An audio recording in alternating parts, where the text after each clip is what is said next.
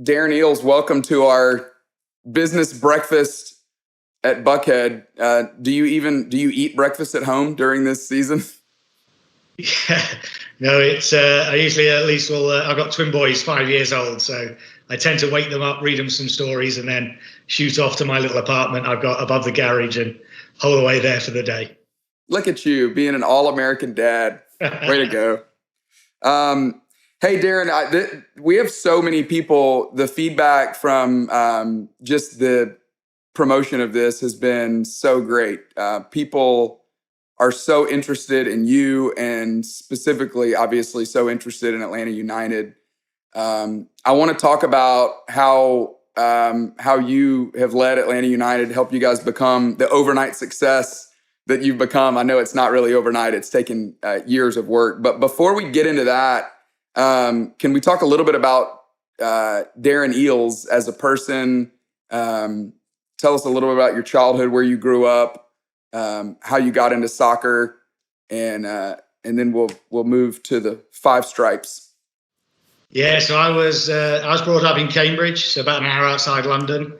My dad and my mum both played sports, and my mum played field hockey at a pretty decent level, and my dad played soccer, not quite so high a level, but I used to trail around watching them. So football, soccer's always been in my blood. I've been kicking a ball since I could walk, and so I had a bit of a circuitous route because I actually came over to the States on a scholarship to West Virginia University, WVU. I went there for a year, and then I transferred to Brown. So I still think I'm the only person in history that's transferred from WVU to Brown University. So I was over here when soccer was. Sorry, Darren, you're not throwing any shade on West Virginia and doing that, are you? Certainly not, no. Okay, but yes, you probably are the only one who's made that transfer. I'll tell you what, that'll be time for another podcast, though, what I learned as an 18-year-old coming to Morgantown, West Virginia. I bet you saw things you had never seen before. But so I did that. I always wanted to play soccer. I'd failed in England at Cambridge United, which is a professional team I played with till I was 18. Came over to the States, played for a year, and then I had a really bad injury to my hamstring. And for me, it was a blow because I was quick. And when I lost my pace, I had nothing else to fall back on. I wasn't the most skillful player, so without the speed, I was useless. So I had to think, crumbs, I've got to do a real job now. So I actually went to Cambridge University and did law, and then became a barrister. So with the wig and gown, I do the court cases. Wow. About 7 years. Hated it. To be honest, hated it. Just didn't enjoy it at all. It's not a team environment as a barrister. You're a self-employed lawyer going from case to case. And finally, my good wife, Faith, said, look, if you're upset about it, do something about it. So I actually wrote to every Premier League club in England saying, look, would you be interested in having someone in-house legal? And I got about 14 rejection letters in the first couple of days. And then I finally got an offer from a team called West Brom to go and work for them. And, it was the best move I could have made because I ended up doing that front office role, which is, something I think that my career's led me to and as a quick spell. And then you moved eventually to Tottenham. What was your role with Tottenham? So it was good. As fast as I could, I got out of the legal side of things. So I went as in-house legal to West Brom, and then I started to focus on the soccer side, the technical side. And I actually got to go to Spurs as their director of football, which is really just dealing on the football player and contract side. Okay. I want to talk for a second. Can you take us back to that season in as much detail as you want to go in? Did Arthur Blank call you? How does that work? You were a vice president at that point with Tottenham. The MLS has got a new team they're launching in Atlanta. That's not a move. I wouldn't imagine many people in the EPL are thinking, I'm going to move. My dream is to move over to the MLS. But for you, that was a pretty significant move. Take us back to how that happened. Yeah, look, I think like in a lot of things in life, sometimes there's timing, opportunity, and it was fascinating because Faith and myself, we've been trying for kids for a long time and had been struggling like a lot of couples going through the process. And finally, we got twins on the way, which is often how it works. Wow. So Faith is from America. She's from Seattle. I'd met her at university. She was an associate fellow in Renaissance English literature, loved England, Anglophile, had never ever put any pressure on me to think about coming to America. But now twins were on the way, and I remember the conversation. It was a Sunday night, and she basically said, look, if there's any chance of working in America, would you consider it? And I said, of course, yes, because it was my wife, and I wasn't going to say no. Yes, dear. But also, right. the reality was in my head. I was like, well, there'll never be an opportunity, so I can say this in good conscience, knowing that I'll never have to sort of follow through. And then on the Tuesday, 2 days later, I got a call from headhunters who said, look, there's this opportunity in Atlanta to start up a team. And it was almost, I couldn't even say no because I owed to Faye to explore it. And I'll be honest with you, I was skeptical because Tottenham's a great club, one of the top clubs in the world. I was pretty young to be in the position I was in. It was, a great opportunity for me. But the more I investigated Atlanta, the more I was sort of intrigued. And for me, the clincher was when I actually came to Atlanta and met with Arthur Blank for the first time. And that was when I was convinced that this was an owner that was 110% behind this team. This wasn't a little brother of the Falcons. This was going to be something that he was really serious about. And, he's just a great guy. Once I met him, that was, for me, the determining factor. So can you tell us about that meeting? What I assume it was over a couple-day period? Yeah, it was funny because it was tricky for me. So the owner of Tottenham's quite notorious for being a hard taskmaster. So I obviously hadn't told him that there was this potential opportunity. I didn't want to say anything till I knew it was in the bag. But I had to find a window to get over to Atlanta to meet with Arthur. And it was really tricky. And the way I managed to solve it was I was part of the England international team representative. So basically the Premier League votes 2 representatives for the England national team. I was one of them. Wow. And it was the World Cup time. So I was actually due to be flying out to Brazil. Wow. So the way I managed to work it was I just flew over to America 36 hours earlier so I could do this meeting. Then I was going to fly back, which I did do, to London, to then literally land and then go out to Brazil with the FA. And I figured that way I could probably just about get away with it. I turn up it was at Flowery Branch, so about an hour north. So I'm going to Flowery Branch. I get there and there's just TV cameras everywhere. Clay, I come into the reception and there's a TV camera there. So I was a bit nervous and I asked what it was, and it was Hard Knocks. It was when the Falcons were doing the Hard Knocks. Oh, yeah.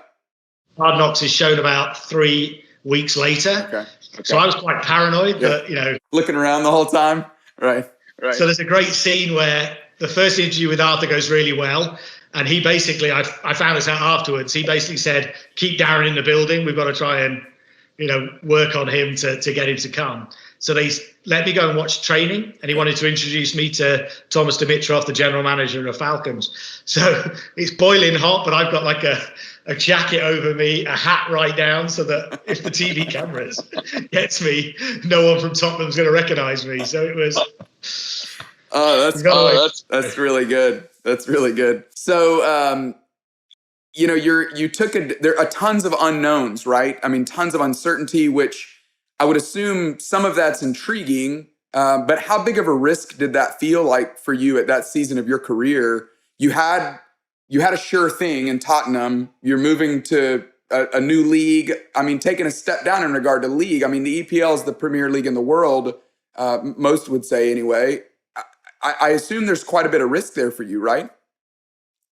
Yeah, it was interesting. It was risky and it wasn't. For me, the way I viewed it was, I'd never get this opportunity again. Soccer's been around, you take a club like Tottenham over 120 years. So it's really unique to get the chance to create something from scratch. For me at Tottenham as well, I was never going to get the business side. I was on the soccer side, and it was going to be difficult to move across. Obviously, I spoke about the family situation. So for me, this was a great opportunity. And honestly, what's the worst that could have happened? It could have gone horribly wrong, and then I'd have come back to England and tried to get a role somewhere else. So for me, it was a calculated risk, but it was something that really energized me, something that excited me. And, from my perspective, it wasn't really a risk in that sense. Well, let's talk about I jokingly use that term overnight success because I'm sure it has not felt like that. You were hard at work building a brand, building a culture. what you have done in Atlanta, I mean, and it's been written about and covered so many different times because it feels almost miraculous that you took this college football hungry Southern town and you flipped it upside down to where you cannot go anywhere in this city without seeing Atlanta United. And then on top of that, you've had success on the pitch as well. So tell us about that process. What was that journey like from the moment you said yes to the job to where we are now? Yeah, it's funny because we talk about overnight success, but firstly, the credit all goes to Arthur Blank because he hired me 2.5 years before we were going to kick a ball. And to be honest, traditionally in Major League Soccer, when expansion teams came in, the thought process was, what's the last possible moment you can hire people? Because once you start playing, that's when the revenue comes in. Arthur took a totally different view, which is just typical of Arthur in the way that he sort of goes about his business. His view was, okay, and I think people forget this about Arthur. He is your ultimate startup guy. Home Depot, they took that from, that first store in the 70s through to one of the biggest retailers in the world. So for him, he thought about it as opening a store. There's always going to be sunk costs that you need to make sure you set yourself up for success. So his view was, I want to get this leader in that's going to drive the club. I'm going to go early because I want to make sure we have everything done properly. And again, credit to Arthur. The perceived wisdom was to take someone inside Major League Soccer because Major League Soccer is unusual in the soccer landscape. There's not really any other league like it. So I think perceived wisdom was you're better off taking either an American or someone who's been in Major League Soccer because it is so idiosyncratic and different. And Arthur's view was, okay, you might tell me that, but I'm going to do a global search. And if I end up with someone from MLS, fine. And so, he did that global search and he was then prepared to take a risk on, some guy from England coming over to Atlanta to start it. But, so it all started with Arthur setting that pathway. But then for me, it was great because I got 2.5 years to really try and build it properly. Wow. And by properly, we had 3 really simple rules that Arthur and I were adhering to. Firstly, we wanted to be competitive right away. So that meant not saying our expansion team is going to take a few years for us to get to the level where we might make the playoffs. We were aiming for playoffs from day one. Secondly, everything had to be around the fan experience. That was really important. And that's no different from all of Arthur's businesses, whether you take it from Home Depot to what he does with the Falcons. And then thirdly, it was about being in the community. And that was really important because as a brand new team coming in, you can't expect the community to take you to heart if you're not there engaging with them. So that was really the prism of every decision we made, was along those 3 aspects. So we just got to work and it was pretty daunting. I remember that first day at Flowery Branch, I had the office next to Rich McKay. So I got my office, it was literally empty. We managed to find a soccer ball. So there's a photo on Twitter, which we take of my first day. And it's just this barren office with a soccer ball sort of strategically placed in the background. But I remember that was a moment that was quite overwhelming because you're thinking, where do I start? We had to hire everybody from the technical side through to the business side of it, the branding of the team. So that was a pretty daunting experience, but I had that runway and I was fortunate enough to be able to use that to help build the team successfully. Well, let's, if we could use those three principles or 3 ideas that, and maybe drill down into each one of those for a moment. Let's talk about being a competitive team. You took some risks. You didn't build a team the way other MLS teams had built teams in the past, which again, Darren, some of the things that I've just taken away from getting to know you personally is you have a really, there is a strength inside of you. You're very kind-hearted. You've got a great front end. You're so relational and easy to get along with, but there is this, conviction inside of you that you're going to do things the way you feel like it needs to be done. And so you built a team in a way that was unorthodox, at least as it related to other MLS teams. So can you talk through that a little bit? What was different about that? And how did you have the courage to be able to take that risk? Yeah, I mean, I think it's interesting because I go back to that first meeting we were discussing with Arthur and classic Arthur, that I arrive and then I got a note saying, could you just do a presentation on, what you think the first couple of years is going to look like for Atlanta United or for MLS Atlanta 2017 at the time. That's what it was called. So I was Continental in Buckhead trying to put together a PowerPoint, jet lagged and But it's really fascinating. When I look back at that document, it's amazing how much of a blueprint it was for what we did. And again, I give Arthur credit because, if I'm honest, when they were looking to hire someone, I think their focus was more on the brand side. So you imagine a spectrum, technical this side, pure brand, launching a new brand. I think they were thinking more on the brand side. And I think what I was able to bring to the table was, the way I was explaining is how we build the team is just as much going to be part of the brand of MLS Atlanta 2017. Because, ultimately sports is about what happens on the pitch, and the way you go about building that team is going to talk about the club, is going to be something that's just as important as whatever the kit colour is going to be in the name of the team. And I think I had some strong views on how we could put a team together. I was fortunate being at a club like Spurs.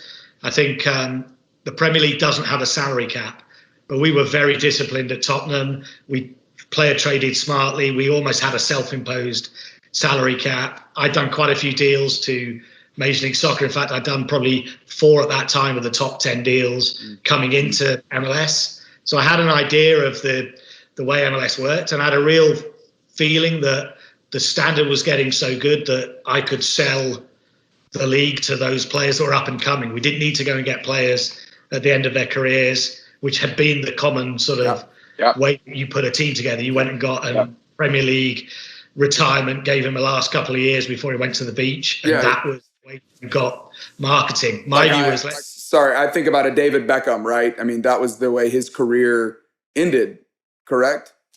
Right, David Beckham, even Steven Gerrard had been done at LA Galaxy fairly recently. So that was the model that had gone down. We went totally different. And for me, it made sense because we were getting players that were going to be really good on the pitch.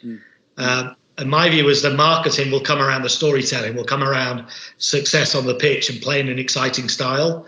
And I think, again, no one had really done that until we came along. And I think now everyone sort of takes it for granted. But I'm pretty proud that we were prepared to take that risk and show that way forward. And it's for the benefit of the league. I mean, it's great that other clubs are doing that, because there's no doubt the success of MLS is going to be by our current stage of growth being a stepping stone league into the top leagues, but also being a league that shows that you can develop your career there. That fan experience, that's where I am. I mean, I'm a fan. And I don't, I have not been to many sporting events, and I've been to a lot of different sporting events, but I have not been to many that are as exciting, as entertaining as what you guys have created. But before we get into, I want to ask you about how you helped design that fan experience. But can I just ask you, this is just me getting inside of Darren Eales' brain and heart. Of all the cheers that happen in the stadium, what's the one that you love the most? It's a good one. There's a couple of ones. I think, and the cheers and the sort of the crowd culture, if I'm really being honest, it was probably the one thing. Because remember, we never had a game. We never got a chance to practice having match for our supporters. And we've done a heck of a lot, the way we built up the supporter momentum. We did a lot of grassroots stuff. We actually call it Grass Thriller. We basically jumped onto any event we could, and I can remember doing the Inman Park Parade, where we gathered about 200 of our supporters, and we had the smoke bombs, and we were coming through the festival, and a lot of the store holders weren't happy, but it was a great example where we created a moment that the fans united. It was something that they shared on social media. You felt that element of club. This was 18 months before we even played a game, and it sort of spoke to what it was to be an Atlanta United fan. But until we played that first game, I wasn't sure how it would be from a fan culture. And I can remember that first game, a couple of things. One, the Vamos Atlanta chant that the fans almost sing the whole way through, which is pretty cool, of the multicultural fan base that we've got. But the other one that no one expected was the Icelandic clap. So we do it at the 41st minute of every game. But that ATL Icelandic clap was something that I still have hairs on the back of my neck when I think at Bobby Dodd, that very first game, the whole stadium slowly doing the ATL and getting quicker and quicker was just something that for me was just incredible. Darren, I've got chills. I've got chills right now thinking about that. That one's incredible. Hey, is there Is there any cheer that you hate? Is there any cheer that when it starts happening, you're like, oh gosh, I wish we would get rid of this one? No, look, I mean, I think it's like your kids, isn't it? You got to love them all. All right. Well, tell us about the fan experience. How did you, what's some of the, I love that term, grassrilla. What's some of the principles you learned? You know, I'm thinking about, you know, people are going to translate this and allow stuff to transfer into their own businesses, but everybody's launching new products. Everybody's launching new projects. There's so much to learn from what you did to create, to build that fan experience. Tell us some of the things that you feel like went really well, some of the successes there. Yeah, I mean, I think we were very focused on who our audience was. So by that, I mean, what we didn't try and do was go after the college football fan. So a lot of clubs, I think, in the past had taken a view, you know, we've got to try and appeal to everybody, and that's the way that you build your audience.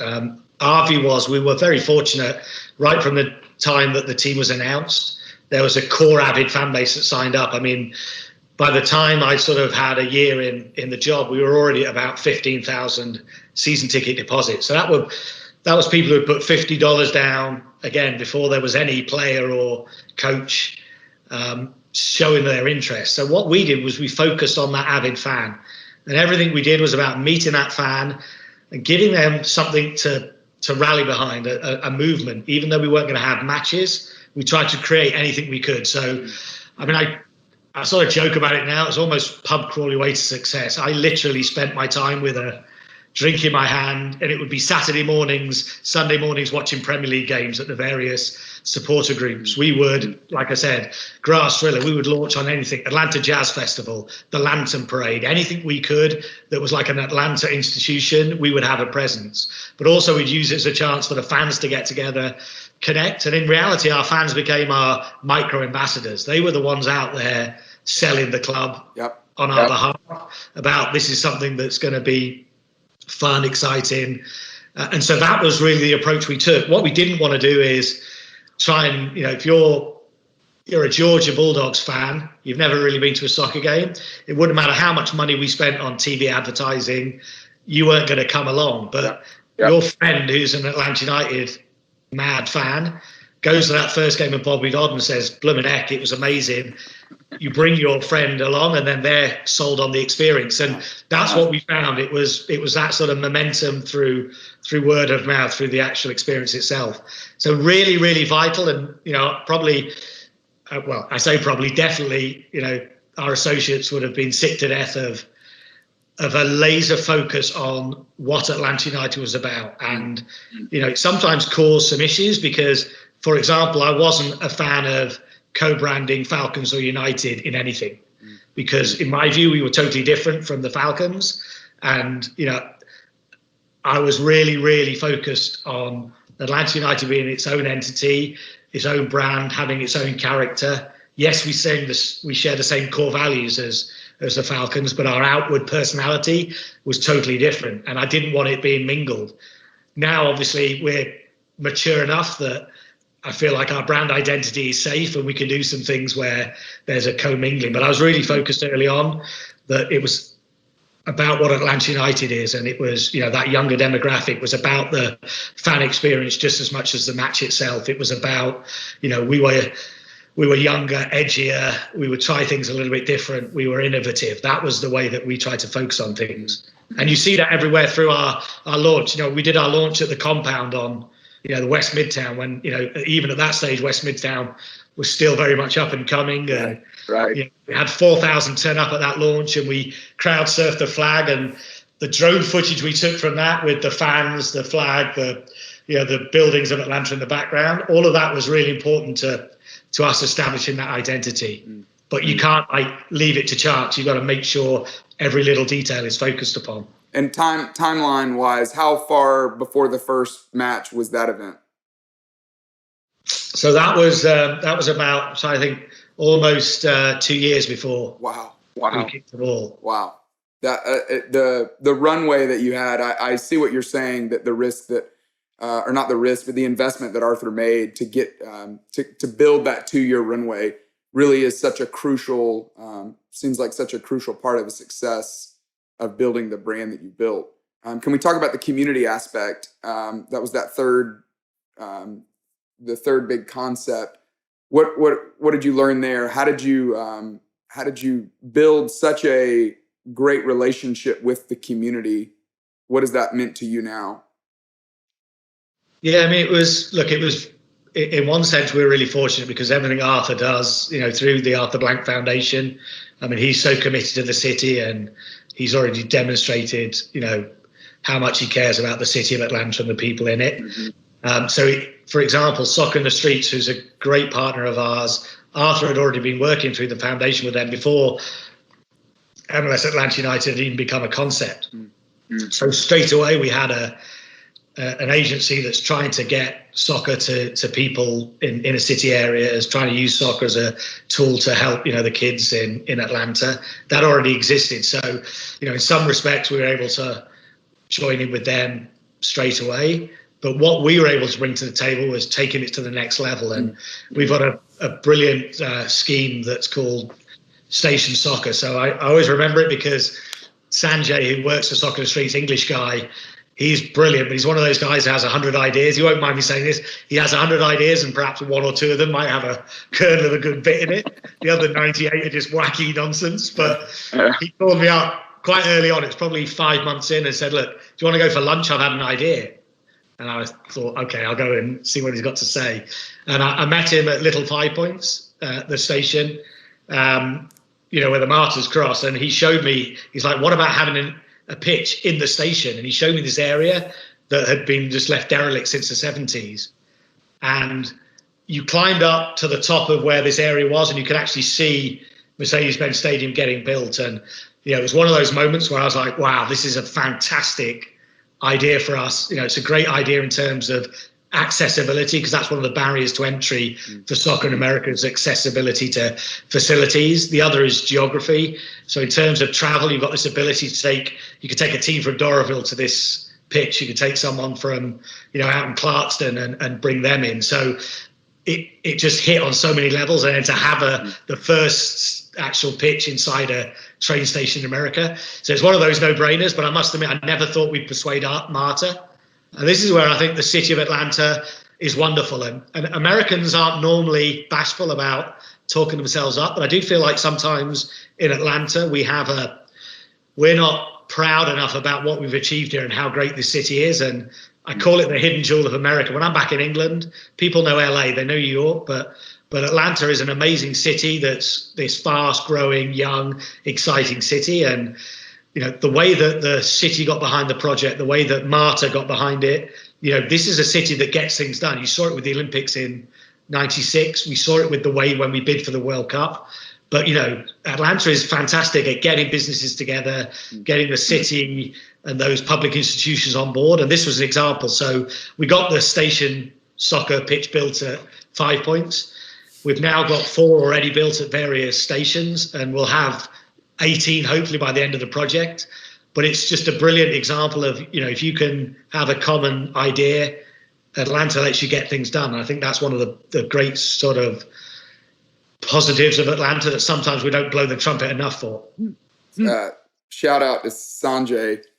That's amazing. That's such a great story. And I love I assume from the beginning you just decided, hey, part of our brand, part of our mission, part of our purpose here is to bring good to the city. And that's part of that community, those community initiatives that you're a part of. Yeah, absolutely. And look, it started from day one. They had a Soccer in the Streets does a tournament, Champions League tournament. So it was just they had, I think, 8 teams the first year they did it, and you would be Tottenham Hotspur, you'd be the Liverpool team, and you'd raise money. So when I came in, that was the first thing we did. We put a team in, an Atlanta team, into that tournament. And it was grassroots, but it showed firstly that we cared, but secondly, we were also meeting those people that love the game of soccer. So the example I always use, Clay, and again, I used this in that very first meeting with Arthur. We spoke about those 3 buckets, and our academy is a good example. So our academy is, soccer's different from American football. We take players at under 12 through to under 18 in our academy, and hopefully if they're good enough, at 18 or 17, they're signing a professional contract, and they'll go directly into Atlanta United. really important to us as a club that we have a strong academy. But when I was talking to Arthur, the academy was a great example of, it helps you be competitive on the pitch. So it ticks that box. It's more medium to long term, but it's going to help us be competitive. Yep. Fan experience. We started our academy a year before we were playing first team, because it gave our fans something to rally behind. So from a fan experience, it was helpful. And then from a community, yes, we want to get players in the first team. That was really important. But already we've got players. We've got a player called Manchop who played YMCA in Decatur.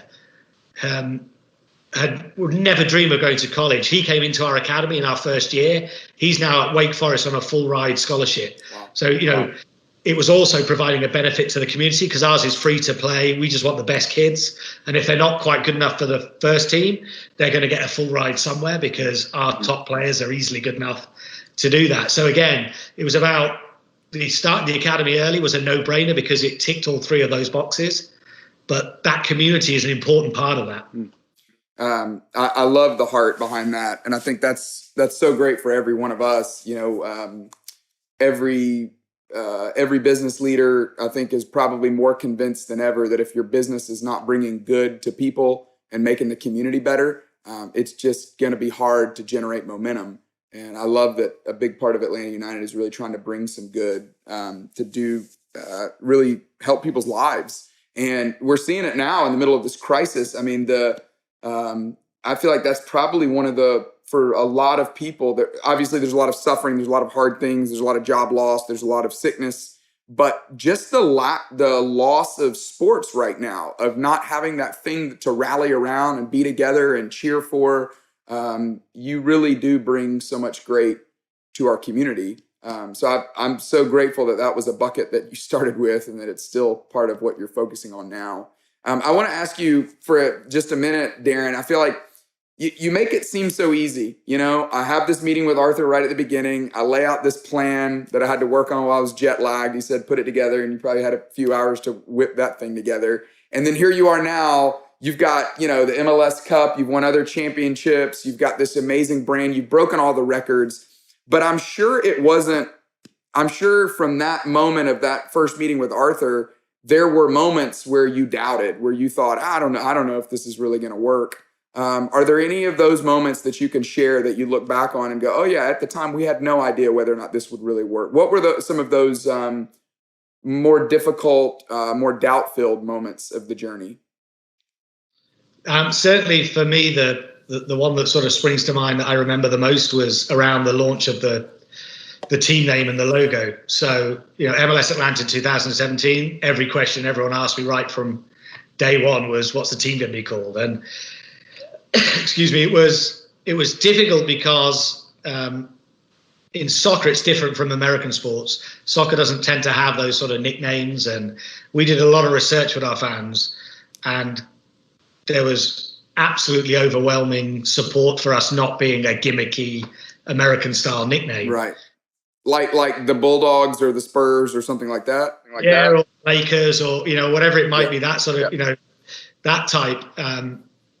And the more we looked into it, and the more we spoke to our fans, and we did everything from surveys through to small focus groups, and obviously my meetings with fans all the time, digging down. It was pretty clear that the more we looked at it, we had to have a more traditional name. And it was funny, United was the theme that just kept coming back all the time, with the history of the city, with what our fans were looking for. So Atlanta United for me seemed a no-brainer. It got more difficult because there was already a DC United, so the league were pretty opposed to it, and we had to fly up to see the commissioner and basically make our case. And in the end, he relented, because I think he saw all the work we'd done in terms of research, and we felt it was right. But we then had to add on FC for legal reasons. And I didn't want FC because I did feel that was a little bit too much. Atlanta United FC, but I was willing to take that if we got United. So we were putting it together. We were doing the logo design, and our name got leaked about 2 weeks before our party. By a guy that used to work for DC United. So it was leaked with a negative spin, and social media, particularly outside of Atlanta, was really negative. And so that was probably the first bit of bad news we'd had since I started. And I remember going to see Arthur, and I was pretty down because we'd spent a lot of time working towards this, and I felt pretty down. We were getting some negativity, and it was great because Arthur, as a mentor there, really showed his value to me, because he basically said, look, Darren, we've done the research, done all that. Well, don't worry then. This is fine. This is what our fans have told us. I don't care what the Twitter sphere saying in, other parts of the country. We've done the research. We know this is right. And that was just what I needed to hear. And of course, by the time we got to the launch, people hadn't seen the logo. They hadn't seen the colors. Obviously, I knew what the kit was because that was really the first piece of the design. Once that came out, and fast forward to now, no one even thinks twice about the name. It was a perfect name. And for me, it was really important because I didn't want to impose an artificial narrative on our fans. By that, I meant organically we were going to get nicknames and heroes, and we've seen that happen. Actually, Five Stripes, no one would have thought Five Stripes would become a nickname, but our fans developed that. So our fans have ownership, and that was what we were trying to say. So that was a great example to me, particularly. It's not wrong to have doubts, because I think, you're always going to get doubts, and sometimes doubts are there for a good reason, because perhaps you've got to check your core values and think, is this the right thing to do? But again, if you can think it through and go back and say, okay, have I done everything that is within our philosophy and the plan? If you have, then just go for it. Don't worry about it. That was a great example of that. I love that. I love that you're saying too that there's not anything wrong with having those doubts, and sometimes it does mean we need to take an additional look, take a longer look, slow down a bit, but also essentially really sticking to those principles, to those values. That seems like the way to stay on mission, to still be able to lead with conviction, which I assume, you're still having to do that. You guys you've had to make some hard moves even here lately. You told me a story the first time we met that I thought really spoke a lot about your own brand of leadership and how you, the way you conduct yourself. But I guess when did the Gressel thing, the Julian Gressel, what would that have been? January, February? Was it before that? Just before that? Start of February. Well, that was a big move. What's the technical term? Did you guys sell him to Europe? Is that the technical term?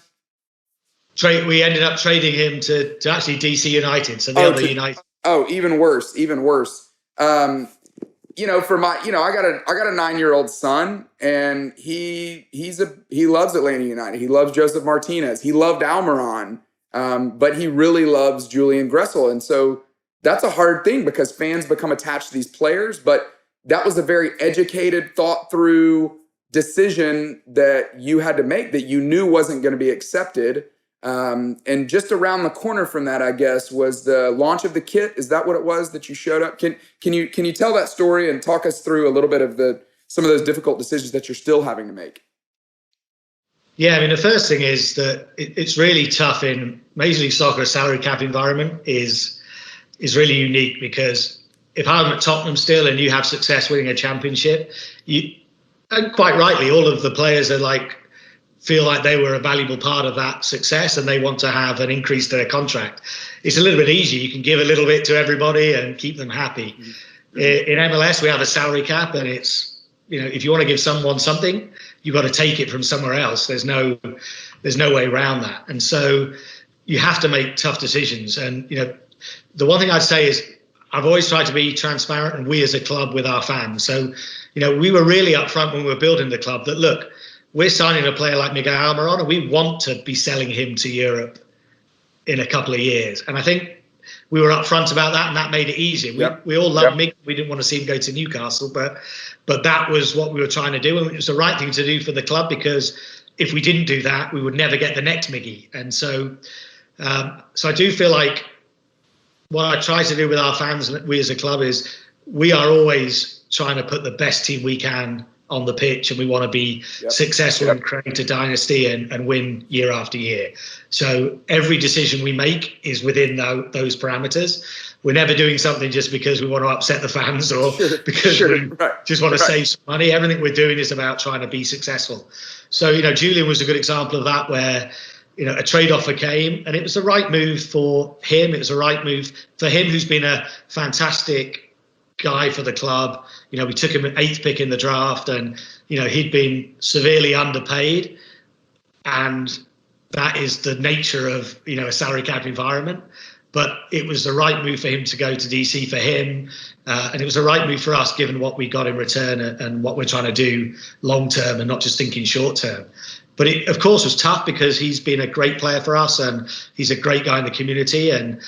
But I know all the facts and I know it's the right decision for the club. And so you can't shy from that. And the day you start making decisions because you're worried about the media reaction or even a fan reaction is a time that you're going to make mistakes. And so, I was utterly convinced that it was the right move to make, but it was still tough because I remember going to that kit launch a week later and thinking, cool, I'm going to get some stick. And to be fair, look, a few people raised it, but my approach was we had a queue of people coming in.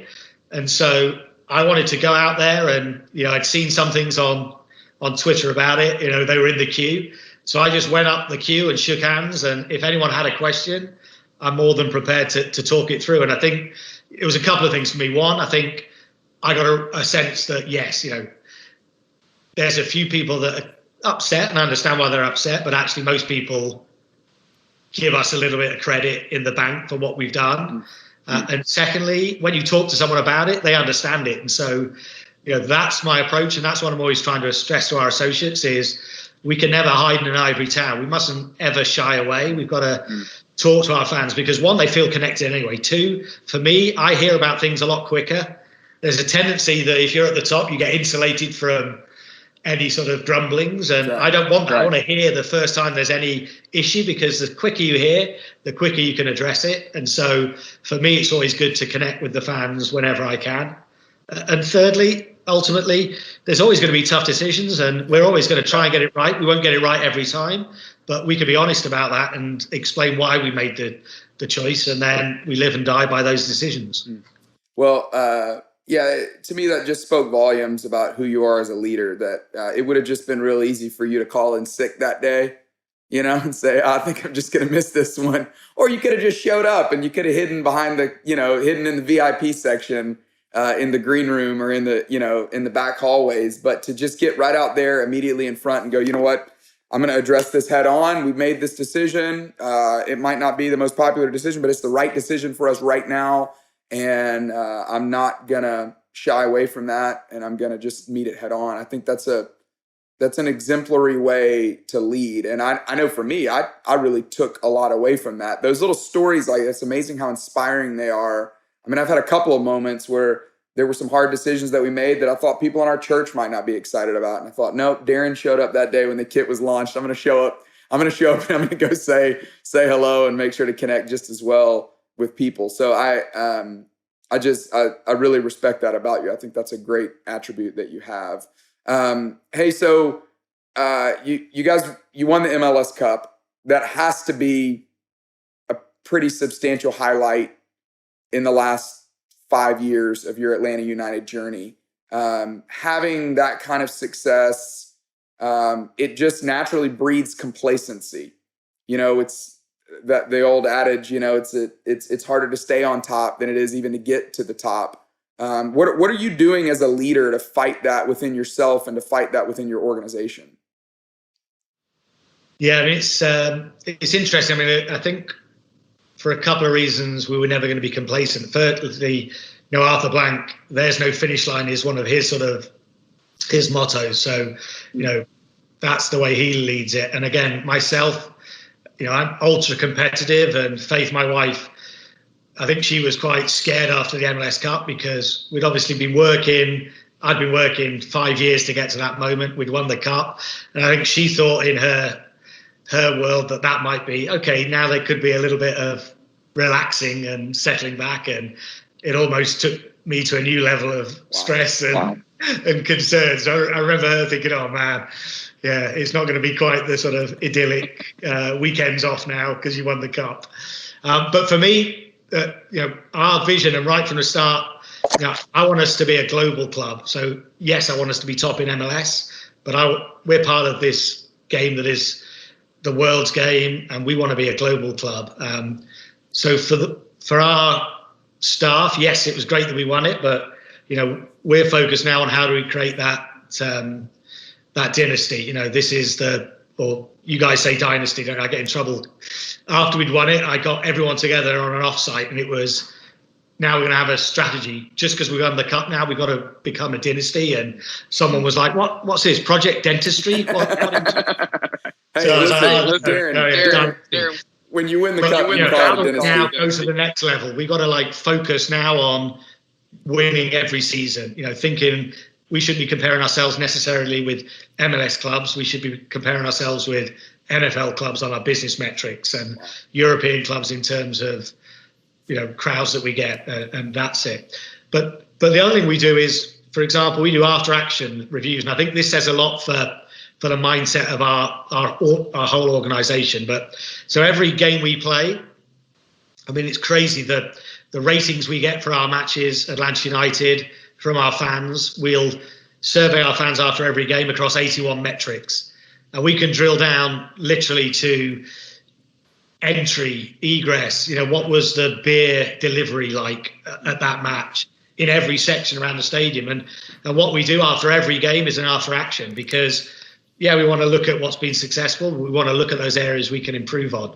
And I think that's just a mindset of the whole of, to be honest, the whole of Arthur's family of businesses. But speaking just specifically for Atlanta United, yes, we know how to celebrate.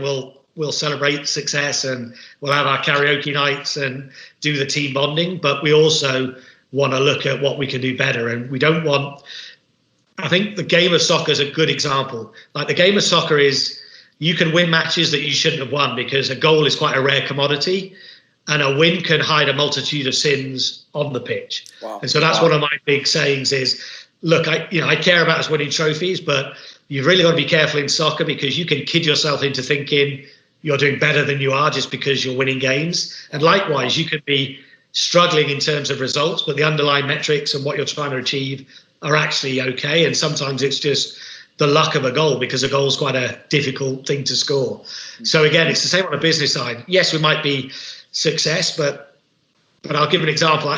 Just, and my associates get used to it, but we will say, we're the number one in Twitter. We've had the best engagement in Twitter this week. And I'll don't care, not interested on how we compare with MLS, because we're always going to be number one. How do we compare with the Falcons? How do we compare with the Hawks? How do we compare with Tottenham Hotspur? I want to have metrics that we're aspiring to, so that we don't get lazy and we don't get complacent and think that just being top of MLS is enough. Because if we do that, to your point, we're going to just one day wake up and find two teams have overtaken us, and we can't do that. I love that. Out of all the moments the last 5 years, what are the ones that you feel most proud of? I think the first game at Bobby Dodd, we knew we were going to get the fans. I had no idea it was going to be as amazing atmosphere as it was. The number of people that wore the Atlanta United kit for that game.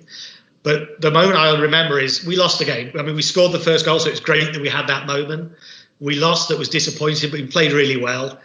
But I remember I live in Annesley Park, so I walked home Bobby Dodd probably 4 hours after the game, and it was amazing. Like, the whole of Midtown, the bars, the restaurants, people were sitting out still talking about the game, wearing the shirts. I was getting people giving me high fives.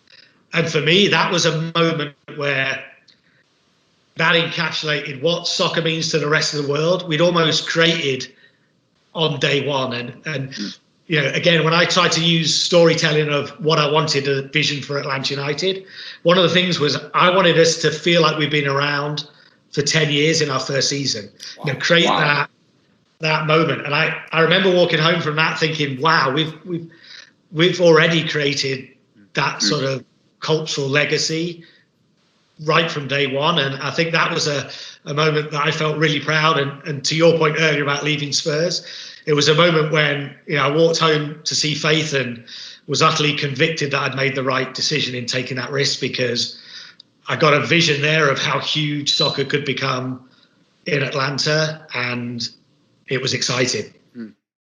I love that. That is really inspiring, and it's just so rare in life to find someone who has a vision for something, sticks to the plan, sees it through, and then gets to experience the joy of the victory. That just doesn't happen very often in life, and it really, I think, it speaks a lot to your character.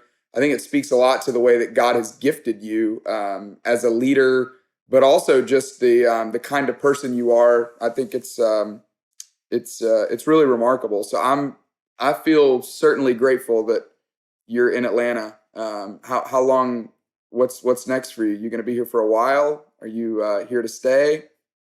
Yeah, absolutely. Look, I love the city, and look, I mean, let me quickly share the other moment that I look back fondly, because I spoke a little bit earlier on Atlanta. Like, for me, the whole city, the way that they've embraced the club, but just the community, I can't speak highly enough of it. And so the other moment I remember with fond memories is we'd won the MLS Cup. We were doing the parade on the Monday morning, and it was raining, it was cold, and we had over 100,000 turn up for the parade.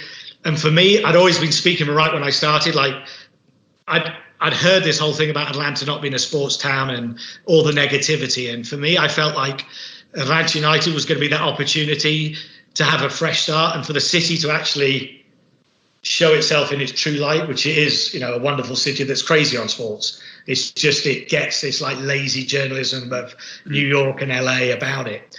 And so when we had the parade, we then had the speeches, and the governor's up there. Then we had Keisha, the mayor, speaking, and then I got my chance to speak. And for me, as an Englishman from Cambridge University, to sort of be quoting Andre 3000 with "The South's got something to say," for me, that was like a moment where,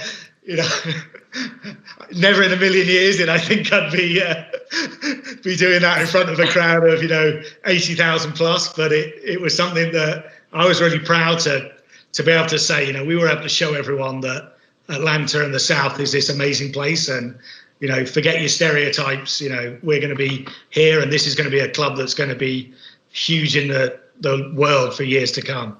When did the Andre 3000 quote hit you? Did you write that, or did that hit you on the spot? No, well, it's something I'd seen, because it was, it's something I loved about the culture of Atlanta and that, us against them mentality. So yeah, I mean, I toyed with it and thought, can I deliver it as an Englishman? And then again, it was like, sod it. He who dares, let's go for it. Oh, I love that. We're moving on up in the world like elevators. That's another Andre 3000 right there. Hey, Darren, thanks for your time. Thanks for your influence. Thanks for being a part of our church. Thanks for being a part of Atlanta. You're a really crucial part of our city, and I think we're feeling the loss. We need sports. We need sports right now, and I think there's a lot of people that are just really looking forward to the day where we can gather again and get to watch your team continue to win some victories on the field. Thank you. Yeah, thanks, Clay, and thanks to Buckhead Church and everything they're doing in the community. Again, we spoke about it with Atlanta United, but these are times when it's for everyone to step up, and I'm just really proud of my church for what it's doing as well in terms of getting out there in the community and trying to make a difference. And we're all in this together, and it's one of those times when you do get a sense of, you worry about Atlanta United, but it's a small part in the big scheme of things. And anything we can do as a community to help others, now's the time for us all to step up. And I'd encourage everyone in the business community to do what they can. I know it's tough times for everybody, but this is, it's in all our interest to get everyone back on their feet as quick as we can. That's great. Get everybody back on their feet, get everybody back on the field. Thanks, Darren. Thanks, Clay. Appreciate it.